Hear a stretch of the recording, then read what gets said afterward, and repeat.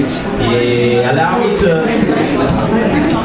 me to paint these pictures. Let my tongue be the paintbrush as I artistically splash my words across the canvas of your minds. I might get a little deep sometimes, but other times I'll keep it real simple.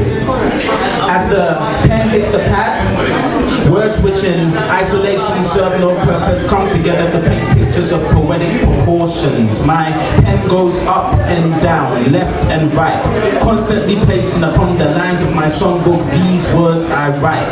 These words just might strike chords in the hearts of you, the listeners, cause I'm carefully listening to this song called Life, and the words to its soundtrack are the poems that I write. I write when I'm low, I write when I'm on a high, I write whilst I'm going through trials, and even after I've waved my troubles goodbye. I write in response to each wave of poetic inspiration that hits my mind. Out of the overflow of my heart, the ink on my pen spills on the page to arrange words in a way that leave you more than just entertained. And that was the introduction.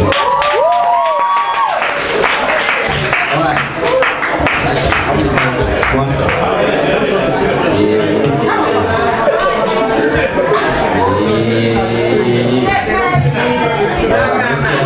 Just getting warmed up. Hold on. Let's go. Yeah. Alright. Alright, this first one I'm going to do is called The 4 Men. And it's about 4 men. I'd like to introduce you to 4 men you may have come across in this journey called life. One of them is admirable. The other 3, you should avoid being like. So without any further ado, I'd like to jump straight in and introduce you to man number 1. This man uses violence as a substitute for intelligence.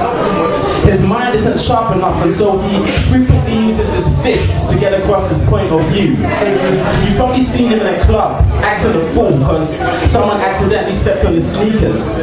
He likes to act thug, and he's a loud mouth louder than 22 speakers. For him, his manhood is determined by the size of his biceps and how many fights he can win. Patience and love are foreign concepts to him. Speaking of love, or the lack of, brings us on to man number 2.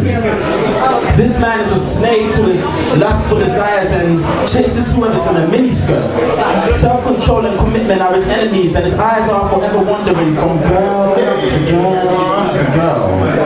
He's mastered the art of seduction, and he's highly skilled in sweet talking the girl off of her feet and into his bed. For him, sex is as normal a hobby as card playing, and as rewarding a sport as hunting, as he gains a sick satisfaction from repeatedly going for the kill. Man number 3 has a hunger that is never satisfied despite the amount of his intake. And I'm not talking about food. Money is the name of the game that he plays, and the road leading to it in excessive amounts is the lane on which he stays. Money is his God, which controls and disciples him well in the religion of greed. He flees from virtues like contentment and generosity, forever in pursuit of the fulfilled life the hoarded in of more world promises to offer. Ladies and gentlemen, that's 3 men down, and there's 1 to go. That's 3 men down, and there's 1 to go. That's 3 men down, and there's 1 to go. Violence, lust, money. This unholy trinity did once rule in the life of our 4th man, giving him a past identical to the first 3. But his difference lies in the fact that from his past, he's been freed.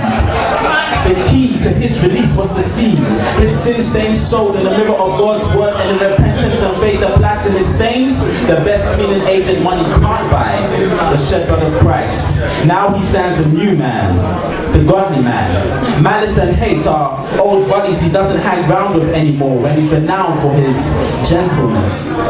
Even in the heat of an argument, he remains cool as ice.